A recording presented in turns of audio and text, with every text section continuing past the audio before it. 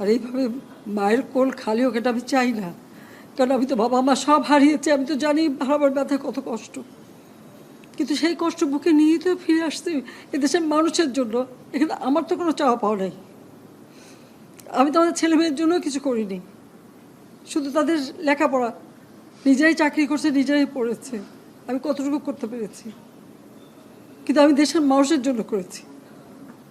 আজকে অন্তত মানুষের ভাত কাপড়ের ব্যবস্থা, চিকিৎসার ব্যবস্থা, তাদের কাজের সংস্থা সবই তো করে দিচ্ছিলাম।